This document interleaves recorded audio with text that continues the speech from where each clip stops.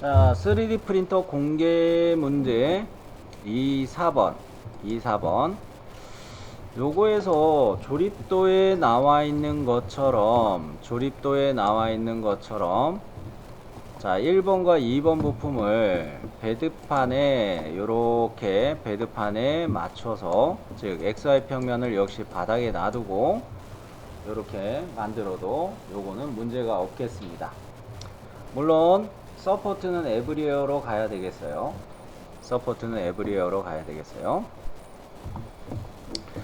그랬을 때 요런 식으로 1번 부품을 정렬하기 위한 것을 어떤 방향으로 생각하는 게 좋을까요? YZ 평면을 생각하는 게 좋겠죠. YZ 평면에다가 요런 식으로 스케치를 해서 이 프로파일을 대칭으로 돌출하면 1번 부품이 완성이 돼 버리겠죠. 뭐 구멍 뚫고 그래야 되겠지만, 그죠? 그래서 1번 부품의 시작은 YZ 평면을 스케치 평면으로 잡고 사용을 할 것이고요. 1번 부품에서는 요거를 정면도로 생각하는 셈입니다. 즉 YZ 평면의 정면도에서 보여지는 대로 투상해서 돌출하겠다는 이야기입니다. 그랬을 때 원점은 여기에다 놔두는 게 좋겠다, 요렇게 생각이 들고요. 그죠? 자, 그러면은 YZ 평면에 스케치를 들어가서, 이미 스케치 들어왔었나? 잠깐만요. 화면이 가려져 가지고 다 안 보이네. 아니구나. 자, 스케치 작성 요렇게 들어와서, 자, 이거를 어떻게 그리면 빨리 그릴까 생각하는 중인데, 선을 그려서 가는 것도 있겠지만, 이점 사각형을 그려가지고 가는 게 좋겠다. 왜? 나중에 사각형 위에 거 이거 지우고 옵셋으로 간격 띄우는 게 좋겠다, 이런 생각을 하는 중입니다. 그래서 이점 사각형을 먼저 딱 찍어 놓습니다. 이점 사각형의 밑에 변하고 원점하고 두 개를 다중 선택해서 중간점 구속을 갈게요.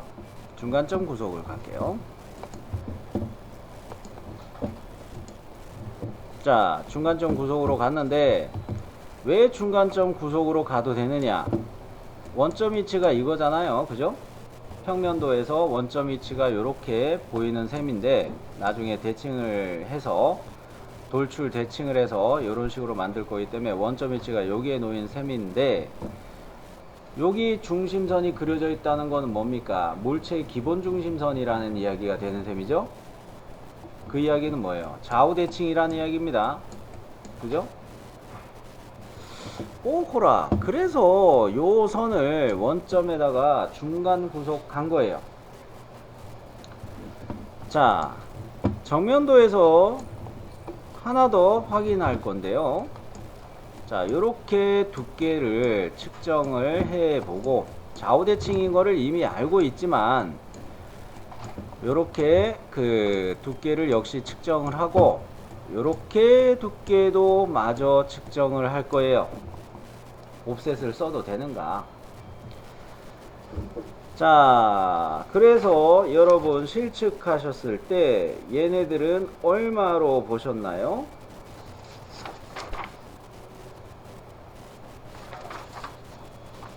A든 B든 C든 전부 다 4로 실측이 되셨나요? 오케이. 그러면 이거 옵셋 가도 됩니다. 자, 그러면 옵셋을 가기 위해서 이점 사각형의 위에 선분을 지우고 바로 옵셋을, 즉 간격 띄우기를 사용할게요.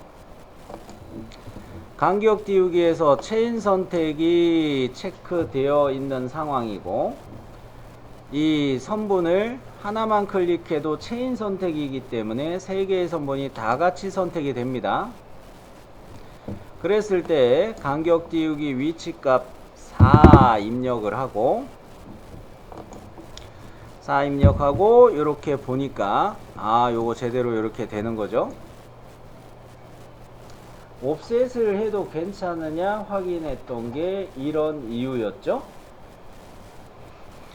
그러면 과제 도면에서 여기에서부터 여기까지 측정을 해 보고요. 여기에서 여기까지 측정을 해 보겠습니다. 요 간격 가로 방향으로는 40이 나오셨나요? 네. 세로 방향으로는 20이 나오셨고요. 그죠? 그래서 저는 역시 이 선의 간격을 40으로 잡고 이 선 자체의 길이를 20으로 기입하고 이렇게 하겠습니다. 스케치 치수 가서 요건 40, 요건 20. 자, 그러면은 쌤 요거 요렇게 됐는데요. 이거 선만 추가하면 되죠. 끝점 끝점 보시면서 선을 추가해 가지고 두 개의 선을 어떤 구속을 하면 되겠습니까? 동일선상으로 구속하면 되겠죠. 그죠? 자, 그래서 선 그리기 추가해 놓고 자, 두 선을 선택해서 얘네를 동일선상으로 구속했어요. 동일선상 구속. 자, 그러면 돌출에 대한 준비는 끝났습니다. 돌출에 대한 준비는 끝났고요. 자, 요것을 평면도에서 관찰하건 우측면도에서 요 두께 값을 관찰하건 대칭에 대해서 갈 전체 길이값 확인할 수가 있겠네요. 저는 평면도의 것으로 실측을 해 볼 터인데 평면도의 것으로 실측해 볼 것인데 30이 나옵니다. 여러분은 얼마로 보셨어요? 똑같아요?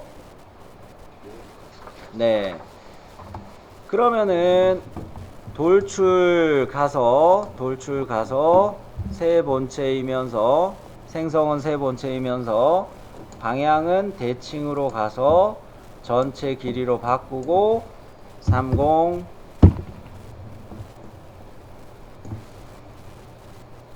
자, 요렇게 만들어 주면 되겠고요. 그러면 우측면도로 가 봅니다. 우측면도로 가 보니까 야, 이거 장공이 있네요. 그죠? 보이죠? 장공? 이 장공을 여기에다가 스케치해서 가는 게 좋겠네요. 여기에다가 스케치해서 쭉 관통해야지 라고 생각하고 있습니다. 자, 요면에 스케치 작성. 자, 장공을 그리기 위해서는 어느 고로 가야 되겠습니까? 슬롯으로 가야 되겠죠?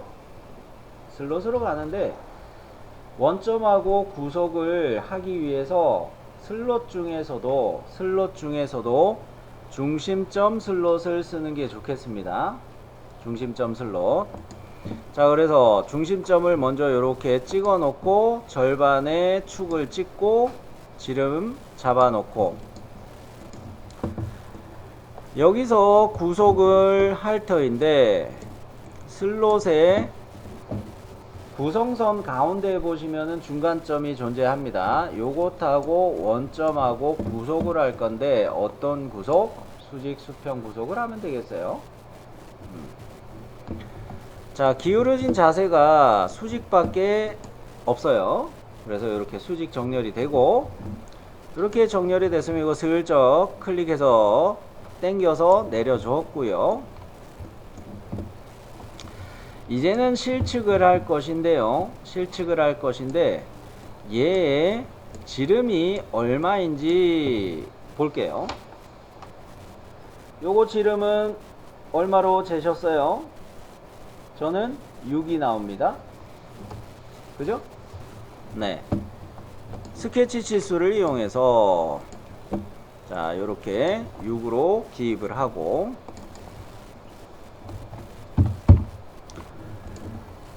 그 다음으로 여기 중심의 센터에서 센터까지 이 간격을 실측해 보겠습니다. 요 간격을 실측해 보니까 요거는 제가 봤을 때는 1,4가 나옵니다. 여러분은 얼마로 실측하셨어요? 1,4 나왔어요? 좋습니다. 자, 얘는 완전 정의가 아직 안 됐습니다. 뭐가 정의가 안 됐나요? 위치가 아직 안 잡혔죠. 그죠? 위치가 아직 안 잡혔어요. 자, 위치는 어떻게 확인하는 게 좋겠습니까? 바닥선에서부터 센터까지 이 거리를 실측하면 되겠죠. 자, 그래서 위치 치수 재보니까 저는 이거 1, 2로 봐야 되겠구나 요런 생각이 들어요. 약간은 좀 모자라 보이기는 하지만 반올림으로 생각하여서 봤습니다. 자, 그러면 스케치 치수에서 이 가운데 점을 찍어도 되는데 구성선을 클릭해서 원점까지 찍어도 돼요. 그래서 구성선을 클릭하고 원점을 이렇게 클릭해서 요 간격을 1,4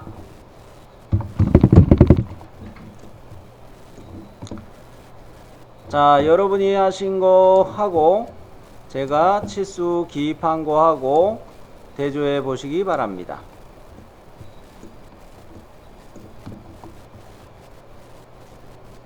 여기까지 같아요? 네. 자, 그러면 프로파일로 이 장공의 내부를 클릭 선택하였고요. 돌출의 잘라내기로 가겠습니다. 돌출의 잘라내기로 갈 터인데 방향을 한쪽 방향이지만 범위 유형을 거리로 놔두기보단 뭐로 가는 게 좋겠습니까? 모드죠. 모드로 해놓고 반전 기능을 이용해서 컷의 방향을 뒤집어 주면은 이렇게 쭉 관통 되겠네요. 요게 적합하겠고 확인. 쌤 저거 관통인지 어떻게 하나요? 자, 요렇게 45도선이 있다 가정을 하면 여기 장공에서 아이고 선을 잘못 그렸네. 요런 식으로 있다고 했을 때 45도선이 요렇게 있다고 했을 때 여기에서부터 요렇게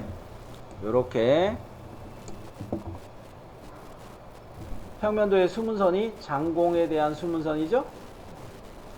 여기에만 있습니까? 여기도 수문선이 있죠. 그래서 이거 관통으로 가도 되는 거였습니다. 네. 자, 그러면 이렇게 잡아놓고 이제 우리는 필렛이나 못따기를 이용해서 정리를 해야 되겠습니다.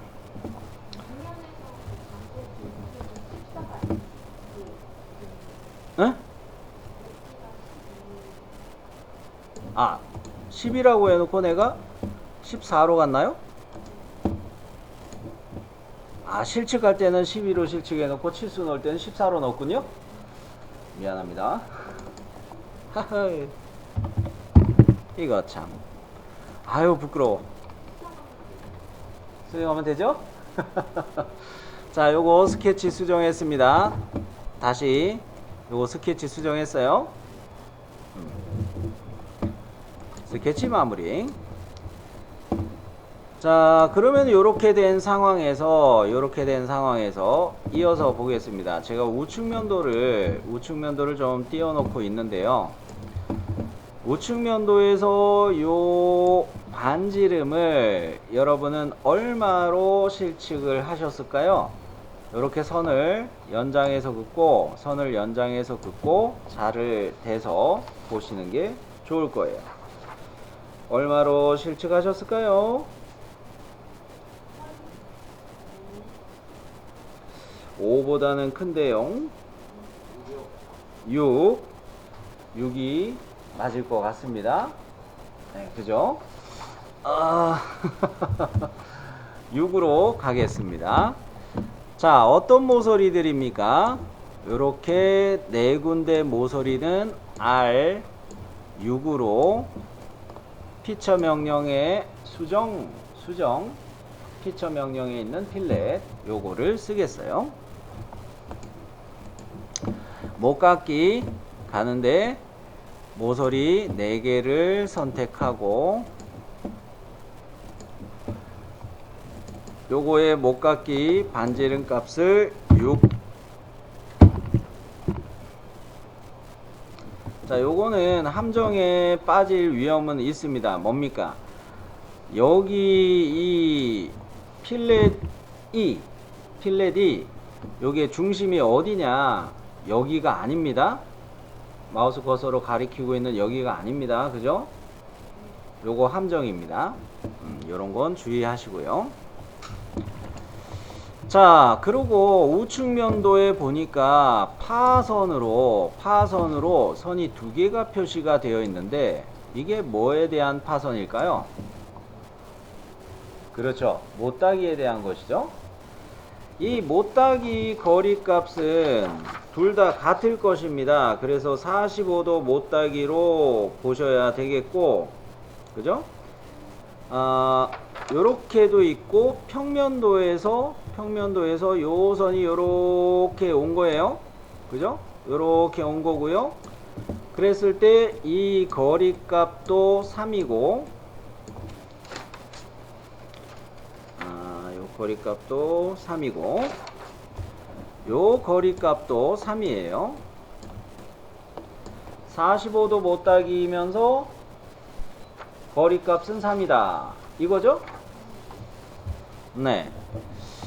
그러면은 나는 요 모서리들에다가 못따기를 적용할 건데 요 모서리하고 두 개의 모서리에 대해서 3 저렇게 가면 되겠구나 라는 거죠. 자, 그런데 말입니다. 이거 빼먹으면 안 되죠.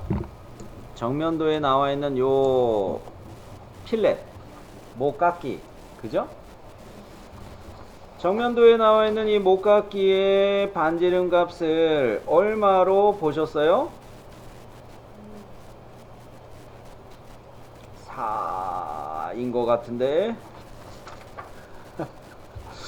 어허. 잘 보세요. 다시 이거 4로 봐야 되는데 4로 보셔야 맞습니다. 4로 실측하신 게 맞아요. 물론 뭐 1mm 정도의 오차는 뭐 인정이 되겠지만은 그거는 감안할 수 있겠지만은 가급적이면 제가 실측하는 것처럼 4로 실측하셔야 맞을 것 같습니다. 오케이? 자, 그래서 목깎기 이렇게 적용하고 루겟으로 한번 대조해서 보여드릴게요. 화면 비율이 비슷해지게 이렇게 맞춰봤는데 요랬을 때 요거랑 화면에서 지금 같아 보이죠? 자, 그래서 우리는 요런 식으로 1번 부품을 거의 잡았는데 1번 부품에서 주의하셔야 될 게 뭡니까? 문자를 여기다 쓰네요. 그죠? 여기다 쓰네요. 오늘은 11번으로 비번호를 각인해 볼까요? 이렇게 작성에 문자 들어가서 박스를 대략 요렇게 바깥에다가 일부러 그릴게요. 바깥에다가 그리는데 요거는 문자 높이 10으로 그냥 가볼까요? 10으로 그냥 가보고 RER 글꼴 그대로 써서 11. 자, 어제 문자 돌리는 거 봤습니다. 어떻게? 더블 클릭해서 요렇게 편집 들어가면 요거 회전하는 거 생기죠? 그죠? 요거 이용해서 90도 요렇게 돌리고, 그 다음에 요거 요렇게 당겨 가지고 구성선들을 당겨 가지고 치수를 기입해서 정의를 해 볼게요. 요렇게는 한 0도?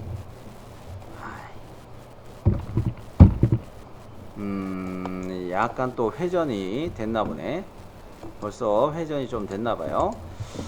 그러면 이럴 때 어떻게 하는 게 좋을까? 뭡니까? 평행 기능을 이용해서 이 모서리와 구성선을 한번 클릭해 놓으면 평행으로 잡히죠? 자, 이러면 살짝 돌아갔더라도 요거 정렬을 할 수가 있으니까 구성선하고 이 모서리하고 클릭해서 한 1mm 정도 떨어뜨리면 그림하고 비슷하리라 생각이 됩니다. 그죠? 그런데 이 과제를 잘 보시면 요거는 음각을 한 것 같지가 않아요. 그죠? 요거는 문제를 편집한 거 아닐까 이렇게 생각이 들어요. 음각이 제대로 됐다면 안쪽으로 파고 들어가는 모서리 선들이 디스플레이 되기 마련인데, 그죠? 요런 모서리 선들이 디스플레이 안 돼 있죠. 그죠? 그래서 요거 편집된 거라 생각이 되고, 이 글씨에 정렬되는 것이 어떻습니까? 이 모서리하고 평행도 아니죠. 별거 다 찾아내죠. 그죠? 그런 면에서 요거 과제를 만들고 난 다음에 아차 하고서 비번호 위치를 표시한 거 아닐까 이렇게 생각하고 있습니다. 그리고 여러분이 요거 보셨을 때 이거는 이탈릭체가 아니에요. 이탈릭체라는 게 뭐예요? 글씨가 이렇게 기울어진 거를 이탈릭체라고 이야기하는 거죠. 이탈릭체 아닙니다. 나중에 글씨를 이렇게 추가해 놨기 때문에 이 글씨가 기울어진 것처럼 보이는 것 뿐이에요. 요런 식으로 정렬되는 게 맞아요. 이탈릭체 아닙니다. 자, 그러면 요렇게 맞춰 놓고 1mm는 좀 심하네. 2mm로 조금 늘릴게요. 자, 2mm로 잡아 놓고 텍스트의 가운데점 있죠? 텍스트의 가운데점하고 원점하고 수직 수평 구속을 잡아놔서 이 글씨가 정렬되게 하는 거 하나 더 할게요. 자, 요 두 포인트를 수직 수평으로 이렇게 정렬을 좀 하고요. 풀렸다.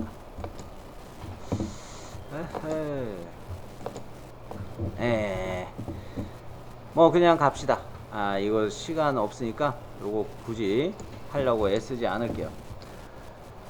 자, 그러면 요렇게 잡아 놓고 요거를 클릭하고 프로파일로 선택한 상태에서 보는데 잠깐, 문자 높이 10으로 갔었는데 너무 높은 것 같아요. 그죠? 너무 높은 것 같아요. 문자 높이가 한 8 정도로 조절해 볼까요? 8 정도로 조절하니까 요거는 좀 괜찮아 보이네요. 그죠? 과제하고 등각으로 이렇게 정렬해 놓고 보니까 과제의 문자의 상황과 비슷해 보이죠? 최종적으로 문자 높이를 8로 결정하겠습니다. 그러면 이 글씨를 선택하고 프로파일 선택하고 밀고 당기기 가는데 잘라내기 이용해서 그 뭡니까 거리 값일 때 마이너스 1 적용해서 이렇게 음각으로 파고 들어가게 합니다. 자, 이렇게 해놓고 언제나 뭐를 하셔야 된다고 했어요? 구멍 영상의 두께 시측해 보셔야 돼요. 제가 보니까 요거는 0.982 요렇게 나옵니다. 아, 이거는 출력하면 글씨가 잘 보이겠네요. 그죠? 자, 언제나 이렇게 검토하는 습관 필요합니다. 자, 그러면 요 1번 부품은 요렇게 완성이 됐고, 이번에는 2번 부품을 작성할 겁니다. 2번 부품을 작성할 건데, 역시 2번 부품 영상은 어떤 것으로 피처 생성하는 게 가장 좋겠습니까? 회전으로. 그죠?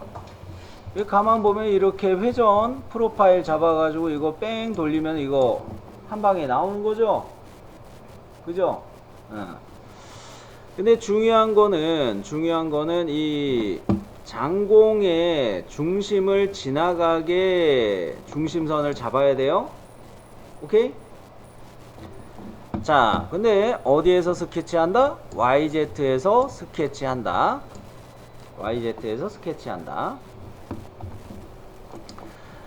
스케치 작성. 자, 여기서 1번 부품도 다시 봅니다. 1번 부품도의 우측면도. 앞서 이 중심에서 바닥선까지 이거 12로 실측했던 거죠? 역시 2번 부품의 중심선은 2번 부품의 회전을 위한 중심선은 원점에서 이게 12로 떨어져 있어야 맞아요. 그죠? 오케이?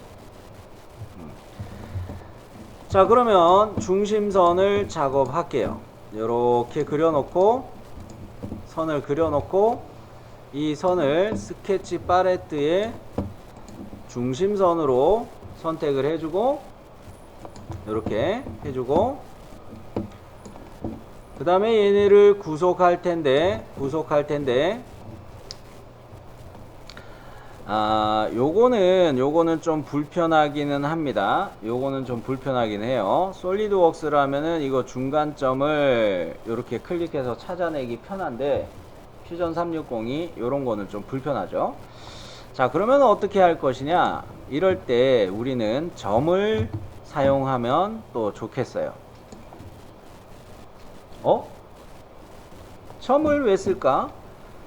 중심선의 가운데쯤에다가 중간점에다가 이 점을 찍어 놓는다는 얘기예요.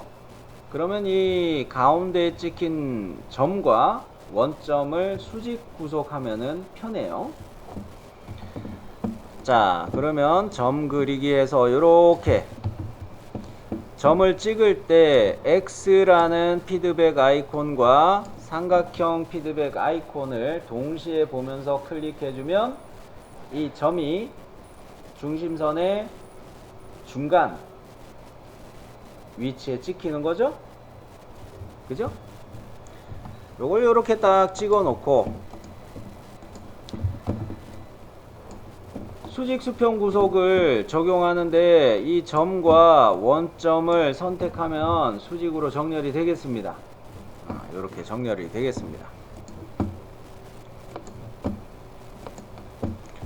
그죠? 그러면 이 중심선은 딱 맞게 만들어졌어요. 좌우 대칭도 되면서. 자, 스케치 치수를 기입할 때 원점에서 여기까지 지름 치수로 들어가 버렸네. 쏘리.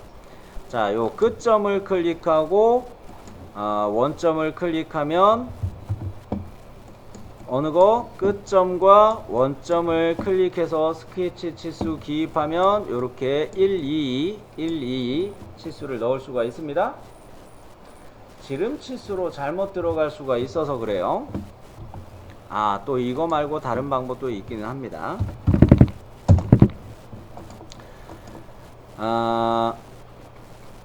접선 선택으로 기입을 했다면 중심선 클릭하고 원점 클릭하고 하셔도 돼요.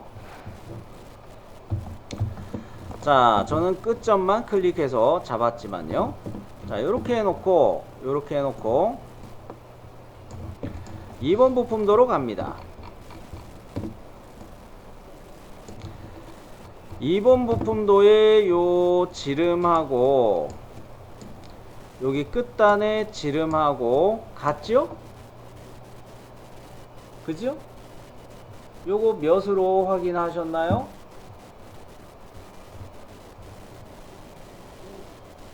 5가 될 수밖에 없겠습니다. 왜 그래요? 1번 부품의 장공의 지름을 6으로 갔었죠. 즉 여러분이 시험장에서 요 문제지를 만날 때는 여기를 6이라고 해놓고 요 지름 치수에 대해서 A라는 식으로 기입을 해 놓을 수도 있어요. 오케이? 조립공차를 요거 감안해야 되겠죠. 그래서 자, 그러면은 나는 이걸 빨리 하기 위해서 어떻게 스케치할 거냐면 사각형 그리기를 하는데요. 사각형 그리기를 하는데 2점 사각형을 그냥 쓸게요. 2점 사각형을 그냥 쓸게요. 2점 사각형을 찍는데 중심선에다가 1번 일치 보고서 여기쯤에다가 2번 보고서 클릭 해가지고 사각형을 추가하겠습니다. 요래 클릭했어요. 저거 선 그리기 안하고 왜 저렇게 가지? 이유가 있어요. 자, 요렇게 잡아놓고 이거 지름값을 일단 중심선과 이 선분을 클릭해서 지름값을 5 기입해 놓고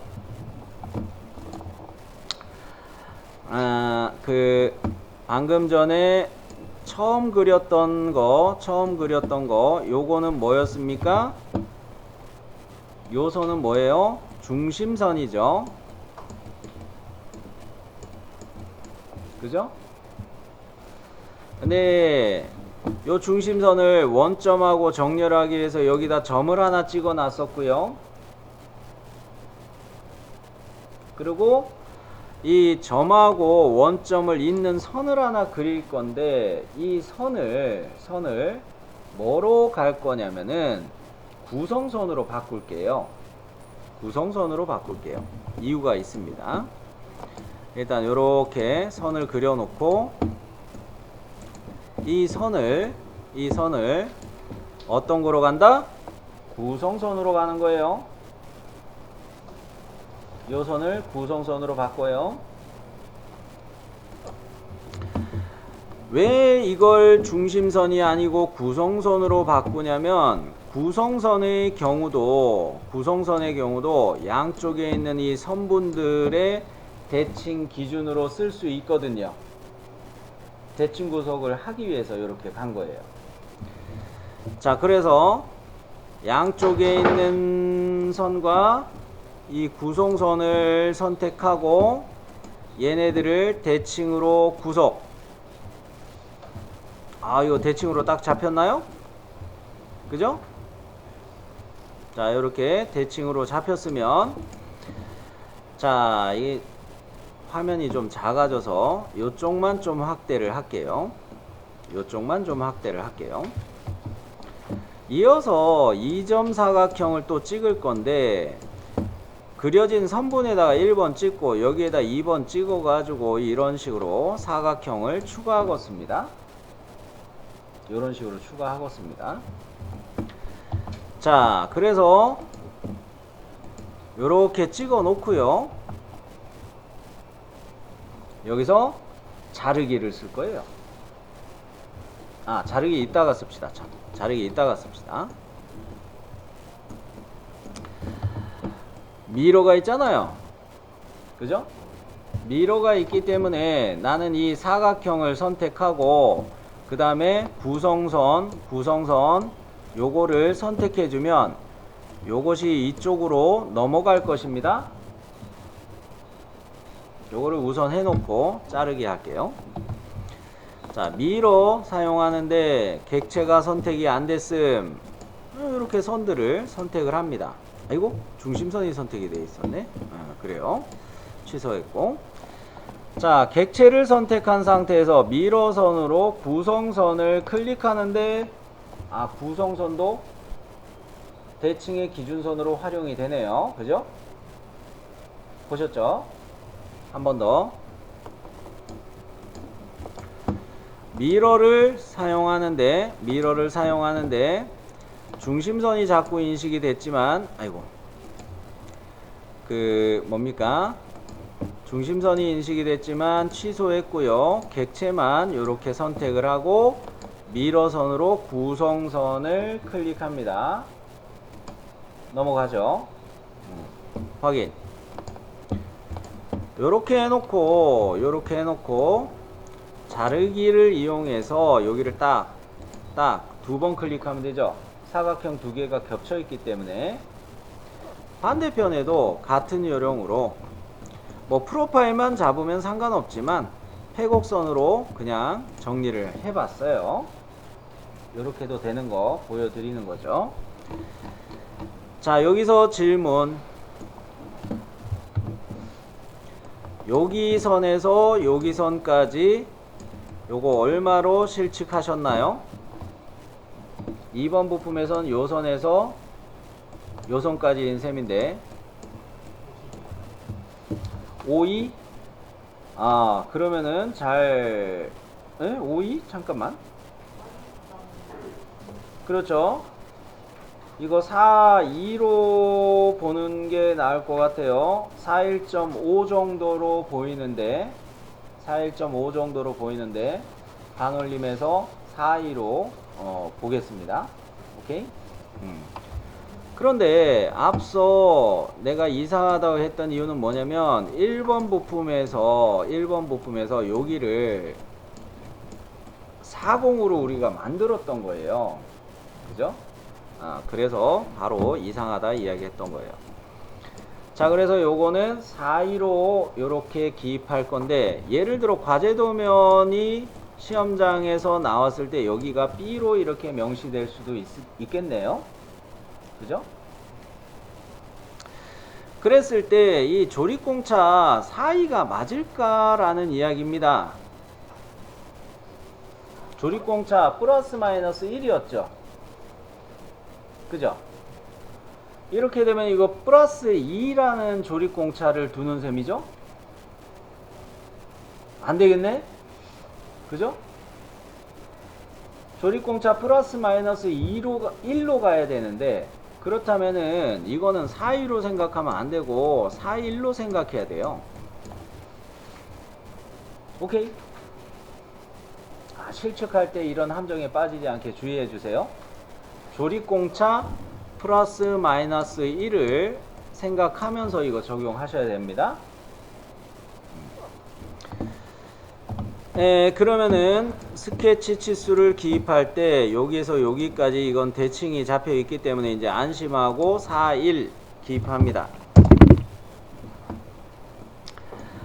그 다음으로 이제 여기를 좀 확대하는데요. 대칭이 되어 있기 때문에 요 선에서 요 선까지 요거 관찰을 하고, 요거 지름값을 관찰을 하고, 두 가지 관찰을 하고 기입해 볼게요. 여러분은 요거 실측했을 때 두께는 얼마 나왔어요? 6 콜. 좋아요. 6이고 지름은 11파이 나오나요? 네. 그러면 잘 보셨어요. 저도 여기에다가 그 치수를 기입하겠습니다. 대칭이기 때문에 이쪽에만 기입하면 되겠어요. 그죠? 그래서 6으로 기입하고, 요거 11파이로 기입하고, 그런데 끝에 선분 이게 문제죠? 요거 클릭해서 이렇게 쭉 당겨주면 돼요. 그죠? 이렇게 당겨주고, 자, 반대편의 거도 대칭이기 때문에 같이 늘어났습니다. 과제 도면에서 여기에서부터 여기까지 전체 길이를 재는 게 맞겠죠? 그죠? 요렇게 전체 길이를 재 보셨을 때 이거 얼마로 보셨나요? 60? 오케이, 좋습니다. 자, 그러면 저도 요거를 60으로 기입할게요.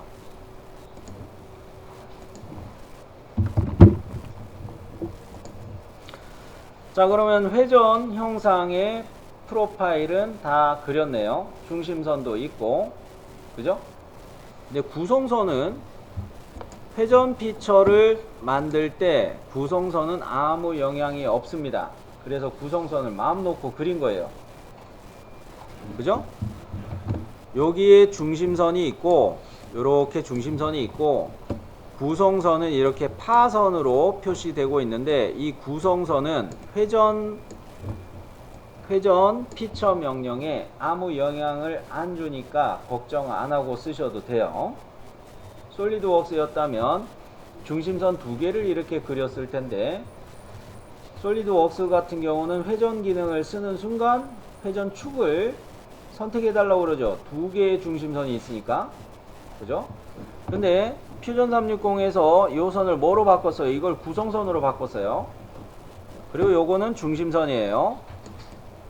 그러면 중심선만 인식한다는 겁니다. 자, 회전 기능 갑니다. 솔리드 탭에 회전. 아우, 깔끔하죠? 그죠? 그죠? 깔끔하죠? 아, 쌤 뭐 빼먹었는데? 못따기는 나중에 한다고 그랬죠? 자, 요렇게 회전 세 번째로 돌리고요. 자, 그러면 이제 못따기를 가는데 이 못따기의 거리값은 요렇게 거리값하고 같을 것입니다. 그죠? 요거 얼마로 실측하셨어요? 1. 오케이, 좋습니다. 그럼 못따기 들어가서 뭡니까? 모서리를 갖다가 클릭해서 선택하고, 요 모서리도 선택하고 하는 김에 요쪽 편에 있는 모서리들도 또 클릭해서 선택하고, 요 못따기 값을 1. 자, 그러면 등각 보기 해놓고 여기까지 질문 있으신가요?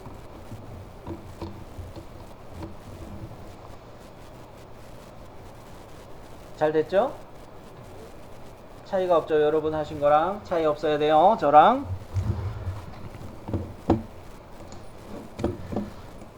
교실에 있는 분들께는 제가 요 과제를 투상할 때 다른 방식으로 해도 됩니다 이야기를 했습니다. 즉 1번 부품을 세우는 방향으로 말씀을 드렸었는데, 그렇게 정렬하는 방법을 말씀을 드려 볼게요. 우선 본체 상태로 있으면 안 좋습니다. 솔리드 바디들 이게 본체 상태로 있으면 뭐 정렬할 때 좀 불편해요. 그래서 본체에서 마우스 우클릭하고 본체에서 구성요소 작성 이렇게 들어갑니다. 자, 구성요소 1대 1 요렇게 1번 부품이 완성이 된 셈이고요. 그 다음에 본체 2 요거에서 역시 마우스 우클릭해서 본체에서 구성요소 작성 요렇게 갑니다.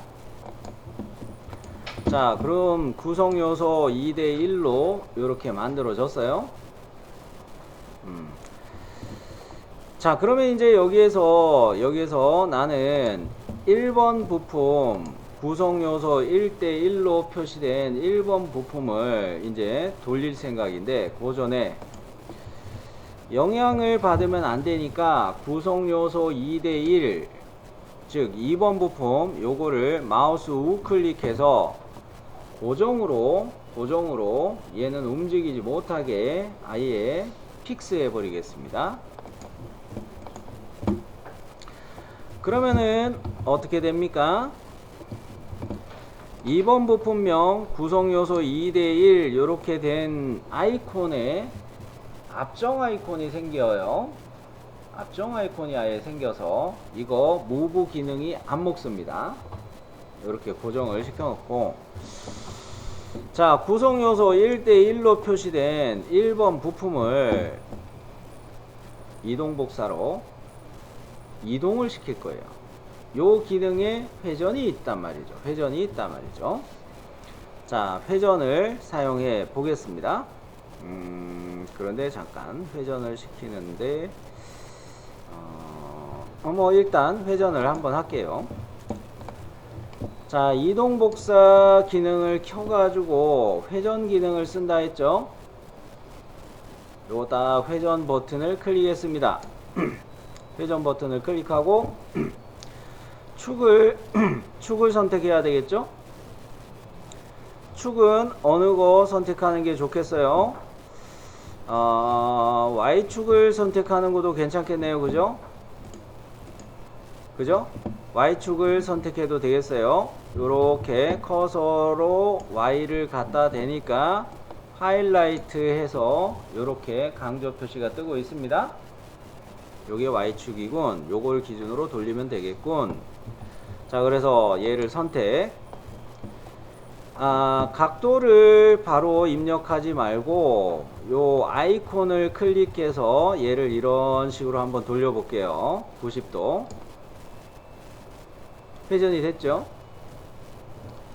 확인. 자, 이렇게 회전이 됐는데 얘네들이 지금 정렬이 안 돼 있습니다. 그죠?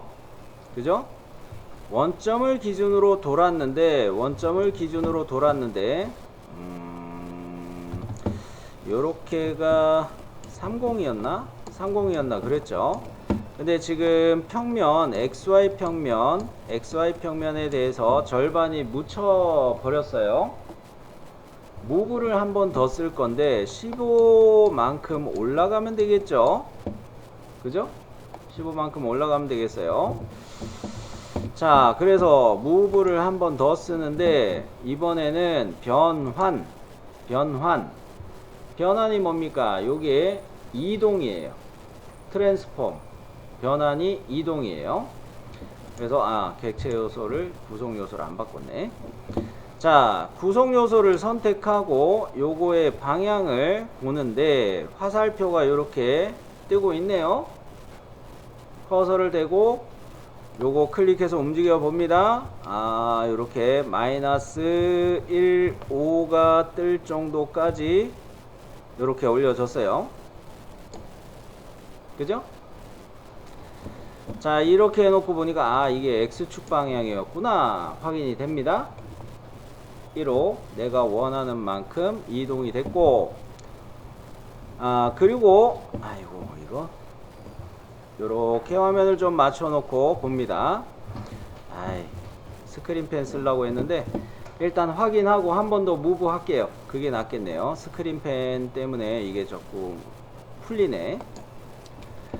자, 이동 기능을 다시 켜서 구성 요소 1번 선택하는데 얘가 이번에는 이 방향으로 이동이 돼야 되겠습니다. 그죠? 왜? 축하고 지금 중심이 안 맞아요. 그죠? 그런데 원점 위치에 정렬이 돼 있기 때문에 얘를 얼마 이동을 해야 될까? 이 방향으로 마이너스 1, 2만큼 이동하면 되겠죠? 그죠? 자, 그렇게 해놓고 보니까 이게 Z방향이었네요. Z방향 마이너스 12 확인. 그러면 얘네가 이렇게 정렬이 됐죠. 그죠? 자, 그러면 이렇게 정렬이 됐으면 요게 가장 좋을 것 같아요. 이 장공의 중심에다가 2번 부품에 중심을 맞춰서 설계하는 것도 좋겠습니다 라고 이야기 먼저 하긴 했었습니다. 그죠?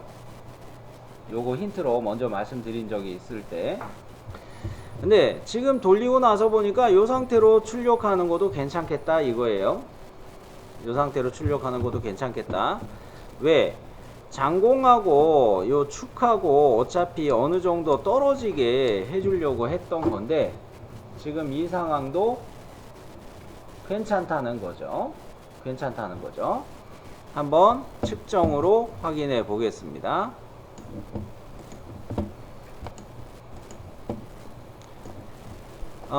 중심의 간격으로 재려고 하는데 거리가 이게 2.5가 이게 아닌데 2.5가 이게 아닌데 구성 요소로 가볼게요. 구성 요소로 다시 선택하는 걸로 해볼게요. 구성 요소 요거 선택하고 요거 선택하고 거리 0.5 이건 안 좋다. 이거도 안 좋다. 본체에서 면 모서리로 가는 게 좋겠네. 쏘리. 면 모서리로 다시 클릭해 보겠습니다. 이 모서리를 한번 클릭하고 이 원형 모서리 여기 있는 원형 모서리를 클릭하려고 해볼게요. 이거는 면으로 갈 걸 그랬나?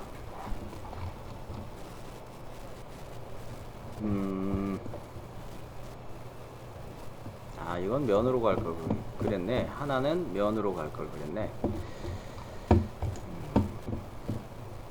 요거는 모서리 가고 요거는 면으로 클릭하고 이것도 계속 이러네. 가만히 있자. 좀 올려놓고 자, 측정해서 선택 필터는 면 모서리 꼭지점 중에서 면으로 가는 셈이고요. 원통면과 원통면을 클릭해 봤더니 결과 최대 거리는 9.5라고 나오고 있습니다. 그리고 거리는 4라고 나오고 있고요. 최소 거리는 1.5라고 이야기하고 있고요. 이때 최소 거리는 이렇게 가까운 거리를 이야기하는 셈이다 생각하시면 될 것 같고, 이 치수가 좀 겹쳐 있어서 불편하네요. 그리고 그냥 거리라고 이야기하는 것이 중심에서부터 중심까지 거리다, 이렇게 생각해야 되겠습니다. 그랬을 때 4mm가 떨어졌어요. 중심에서 중심이 4mm가 떨어진 셈입니다. 자, 이 정도면은 어떨까요? 이 방향으로 서포트 생성이 되겠죠? 서포트 생성이 돼야 돼요. 이거는 여기는 서포트가 생성돼야 돼요. 그래야 요 서포트 떼고 움직이기 할 때 편합니다. 서포트 없이 가면 안 돼요. 그럴 때 최소 Z방향으로 서포트가 생성될 때는 이 3에서 2mm 이상이 반드시 간격이 있어야 돼요. 2mm도 서포트가 생성될 간격이 안 됩니다. 그래서 3mm 이상, 즉 4mm 정도면 Z방향으로 서포트가 생성이 돼요. 그러면 요거는 좀 적당하니까 됐습니다. 자, 요렇게 놓고 출력하는 것도 하나의 방법이겠습니다. 그래서 메시로 저장을 하는데 요거도 메시로 저장을 한번 해볼게요. 자, 당연히 요렇게 STL 이진 밀리미터 파일 한 개, 메시 미리 보기 체크, 미세 조정 높음, 삼각형의 개수는 제 경우는 4964개가 생성이 되네요. 확인 눌러서 여러분은 비번호 11번 폴더 만드셨겠죠? 오늘 1이 3개 붙어 있네요.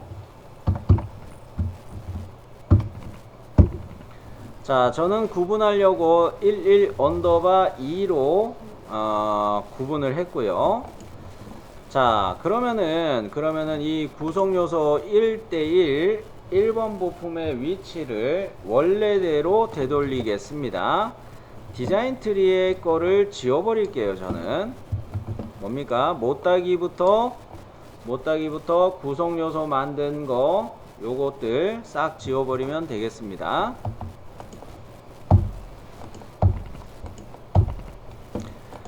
자, 요게 최초에 만들어진 형태죠.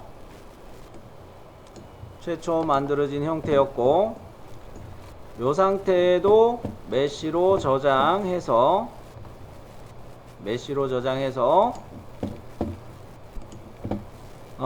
파일명을 요거는 11 언더바 1 비번호는 112지만 파일을 구분하기 위해서 두 가지로 저장하기 위해서 이렇게 언더바 1 언더바 2 이런 식으로 구분했어요.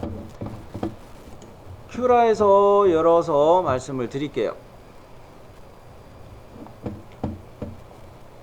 만약에 회전을 하고 파일을